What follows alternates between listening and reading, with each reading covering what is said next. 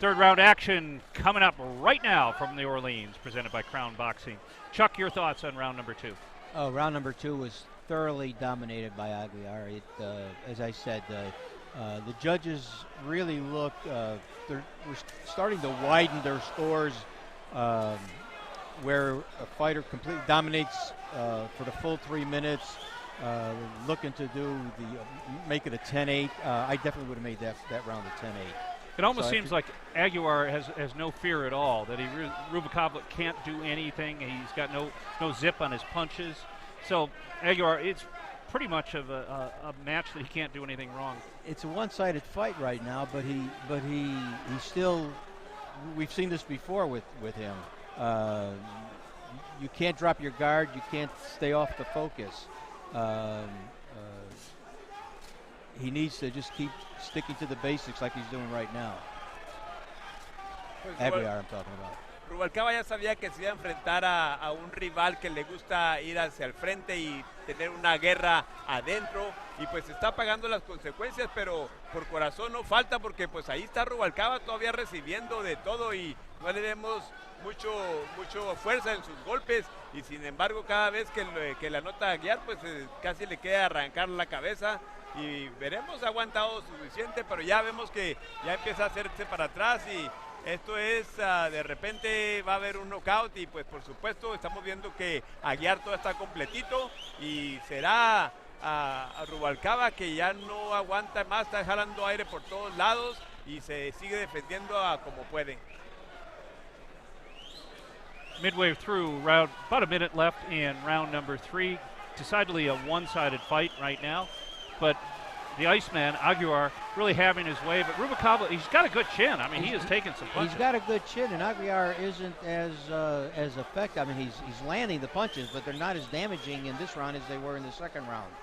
He's clearly winning the round, but not as he doesn't look as strong as he did. I don't know if he punched himself out a little bit in the second round, but he it just doesn't almost have the zip. appears that way, because his punches in the first round, he had a lot of zip on those punches. Right. Dominated in the second round. Right now in the third round, Ruvalcaba, I mean, this guy is a tough guy. And Aguiar is now throwing arm punches. He doesn't have the leverage behind the punches that he did in the first 2 rounds. Ruvalcaba de plano no vino preparado para esta pelea, lo vemos que sí intenta poner sus golpes, pero como que le faltan, ni siquiera llegan a su destino, y pues no vemos que de esa manera vaya a tener efecto en la puntuación, y pues al menos para mí lleva 3 asaltos a 0 en favor de Aguiar, y pues el siguiente round será el decisivo, y veremos que pues ganará por decisión unánime. Well, Aguiar knows that he's in a fight now. Still lopsided in the judging department, but he knows this guy is not going down. This guy, Ruvalcaba, is a tough guy. He's a tough.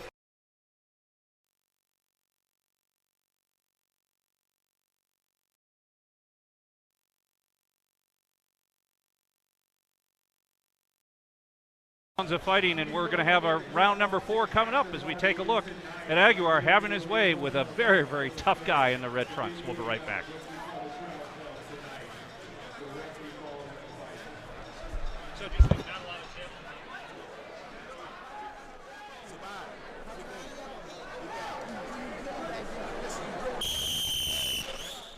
Punched himself. Huh? Seems like he punched himself out.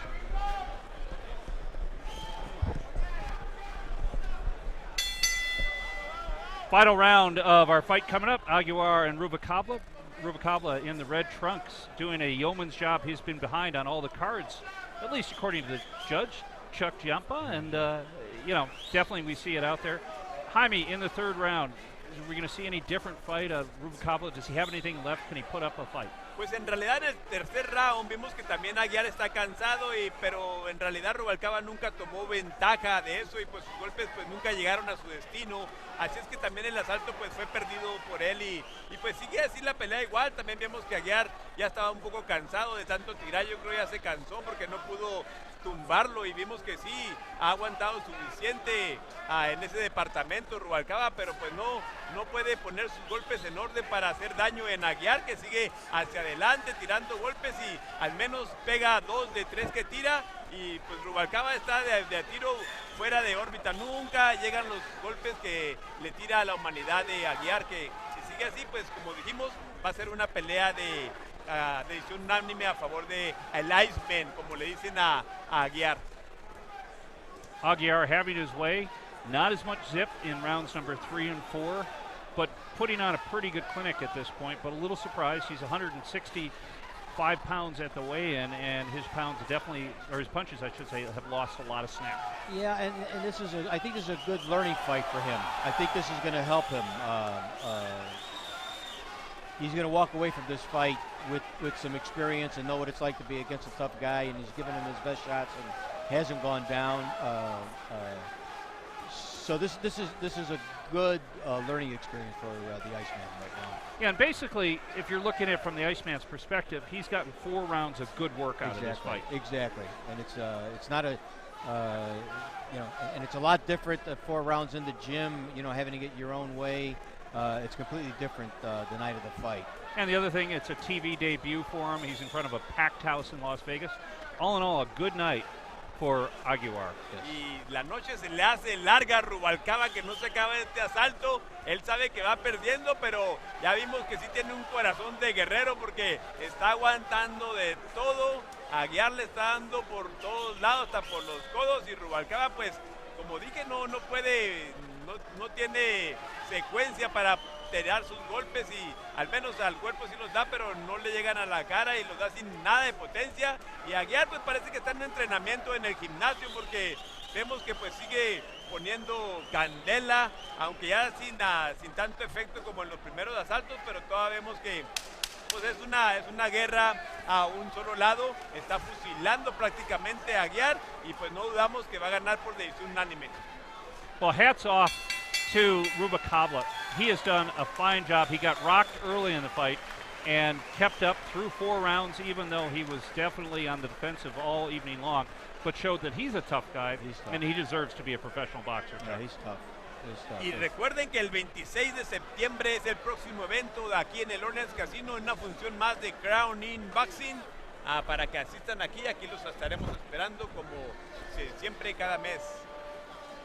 And as the referees come up with it, or the judges hand the decision up to Joe Cortez, our referee, the thoughts going through right now in Ruvalcaba's corner. He has to feel like, boy, I went into a buzzsaw and I came out of it. Yeah, it's a kind of a moral victory for him. But he just didn't look like he got into the fight at all. We noticed it in the first round. He looked flat. He looked cold. But I'm kind of interested in what happened with the Iceman in the 3rd and the 4th round. I think this was a good fight for him. It's a good learning experience. His stamina kind of left him definitely in the 4th round. Yeah. Logan Hobson noticed that he just did not have the snap in his punch like he did in rounds number 1 and 2. Now we go to Jake Gutierrez with the announcement. Gentlemen, after 4 rounds in the middleweight division, we go to the scorecards. Judge Al Lefkowitz and Dave Moretti scored about the same, 40-36. Judge Jerry Roth sees it 40-35. All for the winner by unanimous decision, the Iceman, Rodrigo Aguiar. No surprises there, Chuck. No, I actually agree with Jerry Roth on that one. I had it 40-35. I gave it a 10-8 round in the second. So. And a 10-8 is really when a fighter just goes out and dominates. Just completely dominates, short of knocking him down. And I thought he did that in the second round. He completely dominated. Why would the other officials judge it a little closer in that round? They have different philosophies. Different judges have different philosophies. My philosophy was always, when you start thinking of going towards a 10-8, then it's kind of there.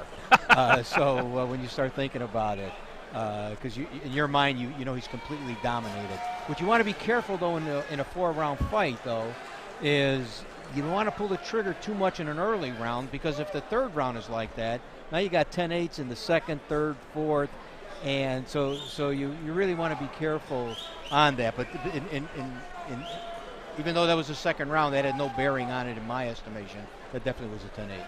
Well, great fight. Jaime, your thoughts? Fue una pelea sencillamente fácil para el Iceman, porque pues estuvo dando todo lo que pudo dar, sin embargo sin recibir mucho en cambio. Vimos que Ruvalcaba no entró con las ganas que debería haber entrado para al menos emparejar la balanza y que se viera algo más parejo, porque pues perdió para mí todos los asaltos, pero se aguantó bastante en estar aquí hasta el cuarto asalto y último asalto.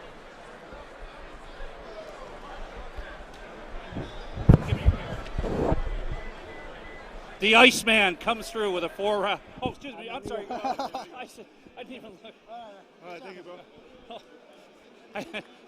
That's me, funny. Yeah. It's the cute one. Okay. English okay? Yeah, of course. Okay. Okay, well, Yeah, okay. I'm good, bro. The Iceman ringside. 4-rounder. Yeah. You were in control most of the way. Tell me about what happened in the second round. You looked like you were ready to put him away. Ruvalcaba, he's got a great chin, doesn't Yeah, he? he does. Well, actually, the thing is, I hit his head, and I don't know if I broke my hand or not, but I hurt my hand real bad. Went to the corner. I told my trainer what I hurt my hand, so he said keep going with the right. But I know there was some times in there where I had a chance to throw with my right hand, and I had to. I just had to, you know. But I guess I'm a warrior, so I had to use it. But came through, and I'm glad. How about your conditioning? In the second round, you were so dominant. Your punches had a lot of snap. Yeah. Was it the injury that kind of slowed you down for Yeah, third and it was fourth? definitely. I mean, I feel it. I mean, even right now it's pulsing real bad. But so I had to keep using my jab. I don't have a jab. I don't have that great of a jab, but I had to use it. I've never been through this situation, but thank God it worked out. And I'm glad. I'm just glad for the victory. So. And let's talk about Ruvalcaba. Yeah. He's a warrior, and it has to make you feel good to go up against a fighter of his caliber. Yeah, well, actually, I just thank God it pulled through. He's a Mexican warrior. He's got the warrior and the Aztec warrior in him. So I knew he wasn't going to back down. But, went my way, so I'm good with that. And real quick, your thoughts about fighting in front of a great crowd here and Crown Boxing in the Orleans Hotel Casino. This is my crowd. This is my home right here. Anybody that's going to come here and fight me, they're going to have a fight. So it's all good. Well, the Iceman gets it done in 4 rounds. Let's hear it for the Iceman.